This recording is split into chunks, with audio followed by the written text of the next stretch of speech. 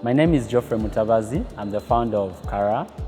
We build electric bicycles to make mobility in Africa cleaner, faster, and cheaper. I mean, starting from the name, really, for most of us in Uganda who studied in certain high schools, Karaa actually meant electricity, so it was slang for electricity.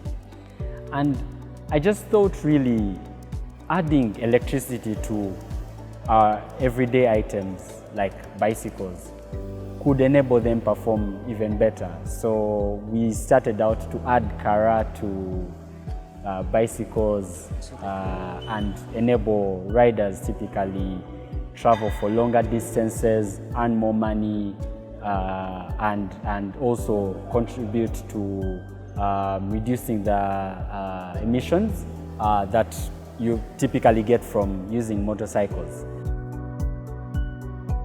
Really, the motivation behind this was I had an interesting childhood because on the weekends, I would spend my weekends with my parents. So being the last born at the time, I was the one everyone was sending to the shop. Oh, Geoffrey, go get this from the shop. And I'll get onto my little bicycle and go to the shop, put the stuff in my basket and ride back. And for me, that felt more fun than actually walking to the shop. So when I grew up, I saw this food delivery being done on motorcycles. Wholesalers that I saw always delivering to retail shops were still using bicycles, but the normal bicycles still. And this was 20 years later, right?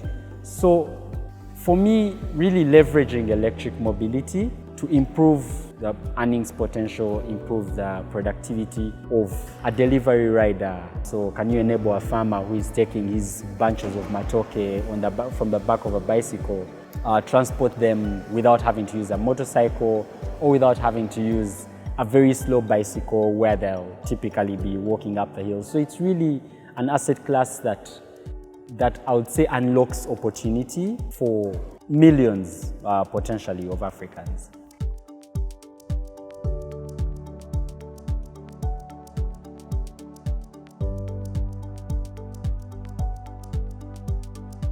So we provide our bicycles to Jumia, Glovo, SafeBorder riders to use them to deliver. So it's more of an enabler.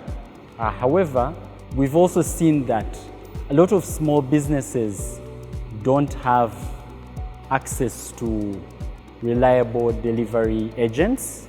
So we're also, in principle, building a solution that will plug into small businesses to offer them on-demand delivery by connecting them directly to the riders too. We've built the bikes in a way that they are based off of the typical African bicycles.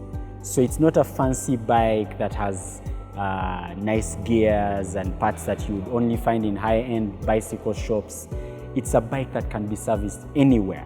And for the past 4 months, none of our riders has actually come in for any servicing, any mechanical servicing from our end, because they can do it from literally anywhere. Any shop, any mechanic shop, get a gear, get a brake line, and the only two things that we service and maintain are the battery and the motor, which already have a warranty, which also lasts quite a long time. So the battery will last you about 2 to 3 years depending on your usage. The motor will last you more than 5 years.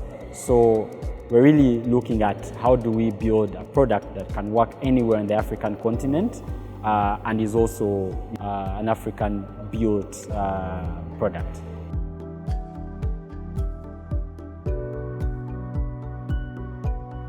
There are a lot of unemployed youth, but despite being unemployed, you need someone who has willingness to work and is ready to work. And for me, that has been like one of the biggest challenges. On top of that, in many cases, the riders we're working with don't have the money to buy the bicycles up front. So we've had to initially use our own money to finance the riders.